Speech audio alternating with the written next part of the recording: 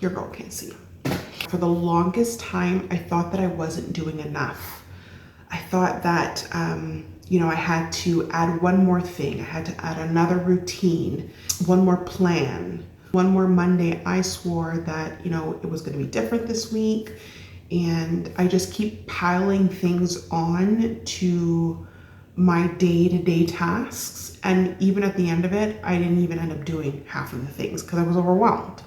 I wasn't stuck because I needed to add things. I was stuck because I needed to let go of things that was draining the life out of me. That looked like habits and thoughts, people, a whole version of myself that I had already outgrown, but I was too scared to put down.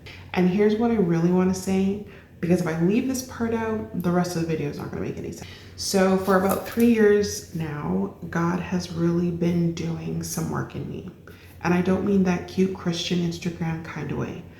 I mean like he's been really doing some work in me by slicing away things that serves me no purpose. He's been slicing away things I've been holding on to, things I thought I needed, relationships, habits, ways of thinking, version of myself that I had attached my whole identity to. And while he was doing it, I didn't always understand it. And in fact, I was irritated. I was like losing everything that I held on to so dearly, where I'd be like sitting, God, what are you doing? Like what's really happening right now? Like, what is this? Why does it have to be this hard? But looking back now, every single thing that he cut away from me was something that I needed to heal from. Something I couldn't see clearly because I was too close to it. Something that was never going to fit, not yet, until he was done building in me. He wasn't really taking things from me, he was making room for me. And that was like a huge realization that he has something better for me. He has something in store for me that I should have already been in. And once I stopped fighting the man, finally things started moving forward. So I want to share with you 9 things that I had to let go of. Yes, 9. Again, it was a process. What I want you to understand is that it's not something that I just woke up one morning and these are things that we need to do. God was slowly showing me one piece at a time on things that he wanted me to work on, things that didn't serve me any purpose. So what I'm not going to do is I'm not going to pretend that I let these things go gracefully. It was a process. I had to lose some of these things 5 to 6 times in order for it to actually stick. Some of these things I'm still working on, and that's why we're doing things in real time. So if any of these things resonate with you, I want you to comment down below and let me know what is something that you're stuck on. Okay, let's get into it. So the first thing, I had to let go of waiting until I felt ready. So this is the one that I'm embarrassed to admit.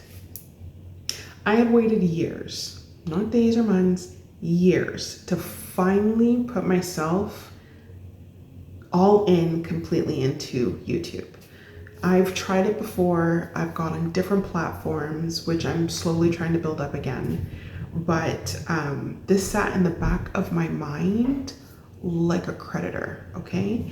And I have started and stopped. And the voice in my head, that girl, that mean girl again, she was saying, you're not ready. You know what, actually you need to lose some weight first. Your hair ain't looking cute. Your nails aren't did. Girl, where's your lashes? You don't have anything proper to say. And all of that started to feed inside me. So once that camera was up and I had what I wanted to say, it filled me with anxiety, and I closed that bad boy down and I walked. I didn't do it. And it was a continuous cycle that I'm just not ready. I don't have anything to say. And here's what I really figured out. Ready was never coming. Ready was just a feeling. And that feeling was ready for me to move, not the other way around. The day I filmed my first video, which you can check it out here, and I'm not even gonna pretend that I know how to do that. Just, it's somewhere there, okay? The day I filmed my first video, I wasn't ready. And at this moment that we're talking, I'm still not ready. But I hit record anyways, and I put it out. You gotta do it broken. You gotta do it ugly. You gotta do it without feeling like it needs to be perfect. If I mess up, girl, there's CapCut, there's edit. I can figure that out. So that helps me to keep pushing forward and keep putting out these videos. So you're not waiting because you're not ready. You're waiting because you're afraid to be seen. You're afraid to mess up. Do it messy. Let that feeling go. Number 2, I had to let go of the way I was talking to myself. Okay, so this one's just a little bit heavy, but just bear with me, okay? For most of my life, the meanest voice was my own.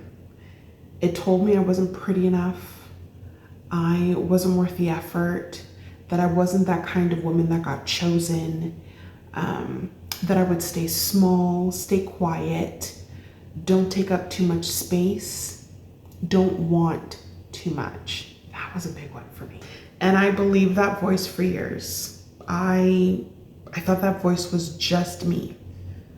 I felt like that was the truth, and I just believed it. And the day that I realized that that voice was the actual problem, not my body, not my circumstance, and definitely not my past, that was the day that something actually cracked open. Because what I learned is that you cannot build a life on top of a voice that's telling you that you don't deserve anyone. I had to start catching that voice and name it. And every single time I said, I can't, no, I learned to say, no, I can. Watch me, I'm gonna do it. So that's not a one-time thing. That's something that I'm still currently working on. But learning to catch that voice quicker and to name it and show that it's not the truth, that's when things started changing. Okay, number 3. I had to let go of using food as the only tool I had. Okay, so let's talk about this one honestly. Your girl likes to eat, okay? I love a good sushi. I love a good buffet. I love breakfast food. I'm a foodie. I'm a foodie. But for years it was my comfort. When anything went wrong, I was like, let's go out to eat. When I wasn't feeling good, I had a good soup. A lot of it, you know? And I'm not gonna shame myself for it. That's just how I used food as my comfort. And I'm not gonna let anybody shame you for it either. When your spirit is low and your body is the one that is carrying all the weight, you will use anything to minimize the tiredness, to minimize the discomfort. And for me, that was food and beauty. I did a lot of like, okay, let me go get my nails done or let me go get my hair did. But food was the main course. And food was always there. It never talked back to me. It was there when I needed it. Unless I ate something wrong, and that was a whole nother story, but I digress. But it was the only tool that I had, and I used it to the full extent that I could, which got me into the problem of being overweight. And when I started my GLP-1 journey, I finally was able to silence that noise. That same mean girl voice I was talking about, yeah. That voice was telling me that, oh, you're doing the easy way out, you're cheating. All of those noises started to quiet, and I was able to not use food as a tool and not to overeat. I was able to think about the choices of what I was eating and what I was putting in my mouth. So, I mean, to me, the GLP-1 journey, and for any woman that is thinking about doing it, I promise you, if you're doing it smart, it'll help you. It'll help you so much to quiet the noise and to make better choices. So don't be ashamed if you feel that you need to use a GLP-1 to help you. It is literally there to help you. Let it do the work. Number 4, I had to let go of looking the way depression wanted me to look. And when I was at my lowest, I stopped doing all the things I used to love. I stopped doing my nails, I stopped doing my hair, my skincare, makeup, the stuff that used to make me feel like me.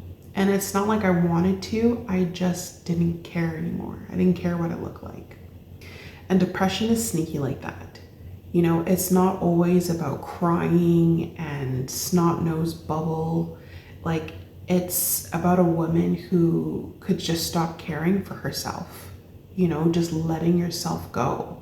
And the turning point wasn't dramatic or anything like that. It was just me waking up one morning and I looked at my makeup and I said, you know, let me just do it today. And I did my whole skincare routine and I did my makeup before I went to work. Then I ended up putting worship music on in my truck before I got to work, and that was it. That was like the start and the beginning of me putting effort and reaching for myself again.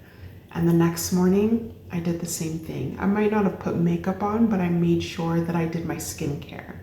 So I had to let go of me that depression had decided I was going to be. You know, I had to do it through the smallest action possible because that's the only effort that I could give out. But small starts is sometimes big enough. Okay, so number 5. I had to let go of thinking I was above being judged. Ooh, girl. Okay, let me be honest. I carried this persona that was above it. I was above being judged, talked to in a certain way. Me and my family, we were above all of that. We didn't worry about what people had to say. We carried ourselves a certain way. But what I ended up being taught by God was that's pride. That was pride. It was pride dressed right up in confidence. Because the truth is, when I started my channel before, and I was doing my business before, people had a lot of stuff to say, like family, friends, and people that I didn't even know that well would have comments. And some of their comments actually kind of stung. I really wasn't expecting that. I was expecting more I don't know, praises or I want to say condolences, but that's not the word.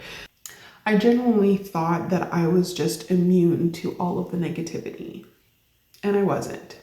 Nobody is. So what I had to let go of wasn't caring about what people thought. That's easy. What I actually had to let go of was thinking or having the idea that I somehow was above being talked about. And I was talked about. So I had to have humility.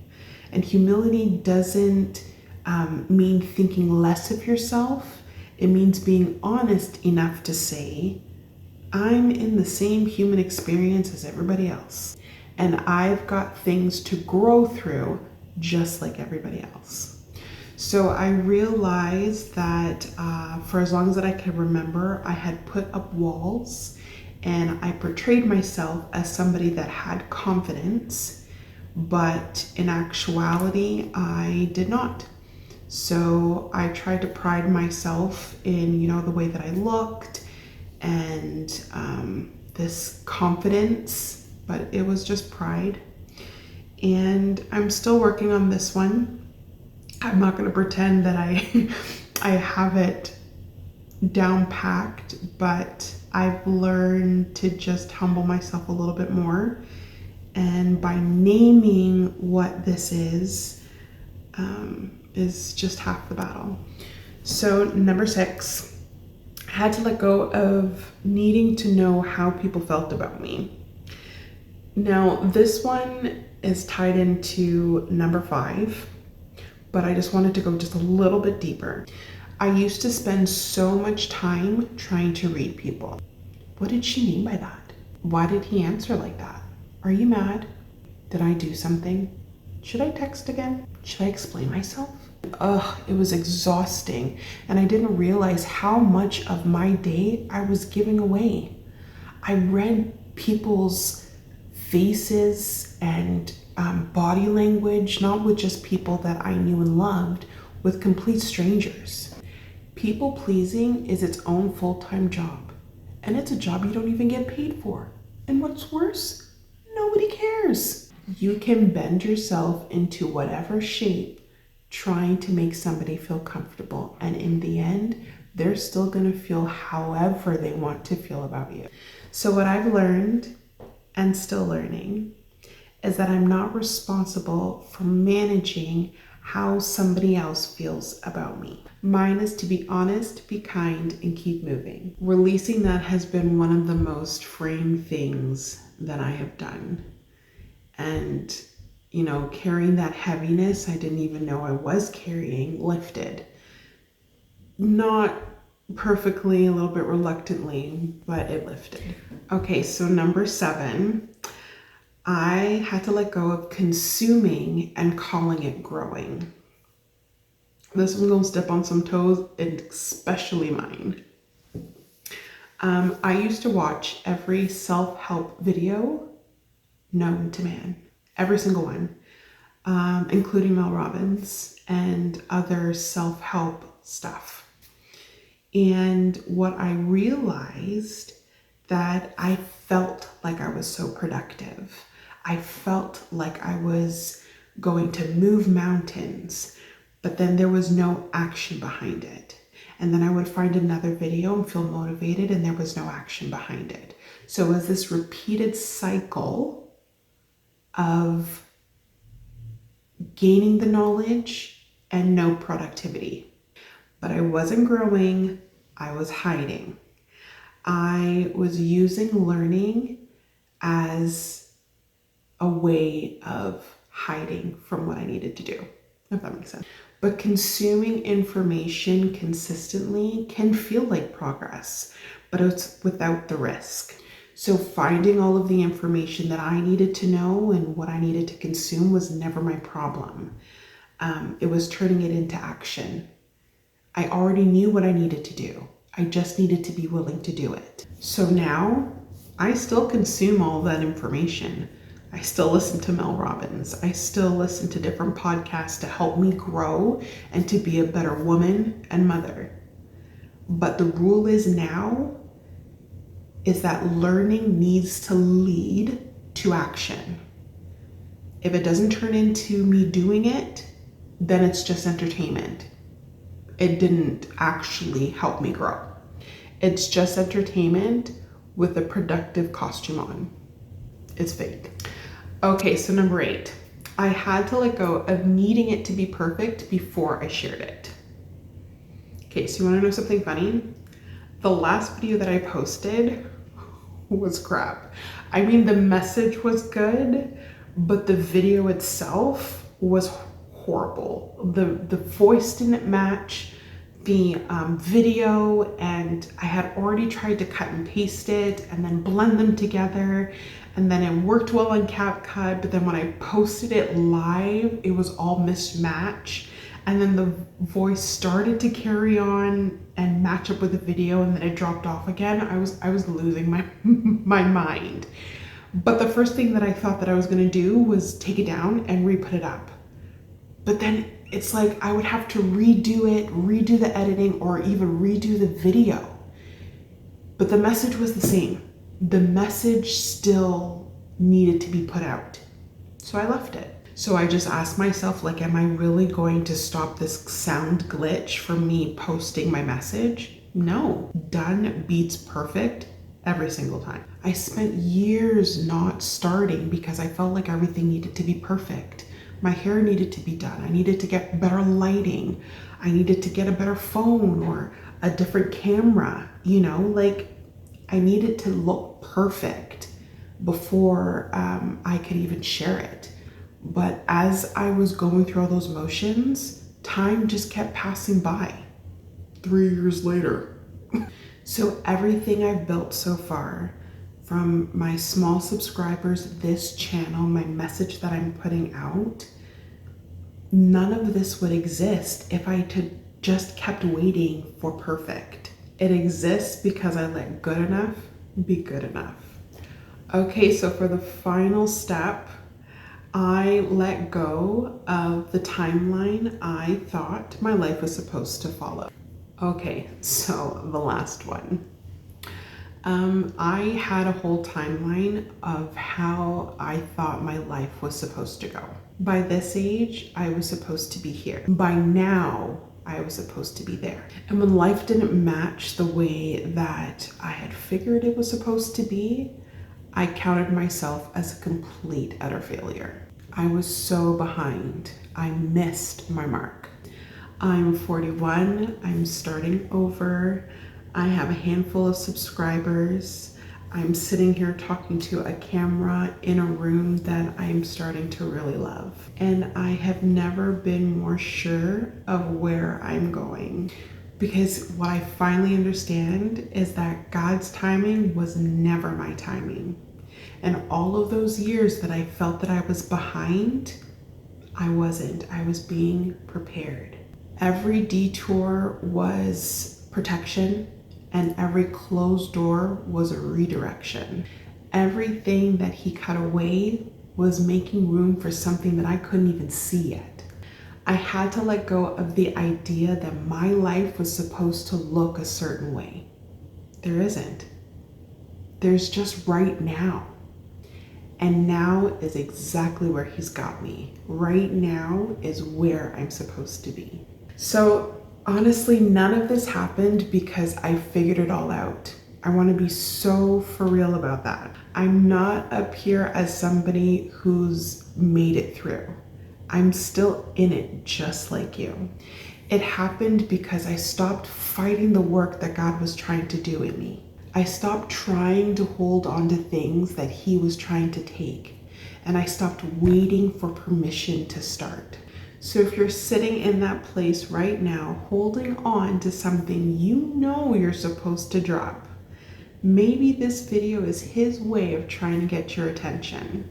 So if any part of this video helped you and you felt like it was for you, please subscribe and share this video.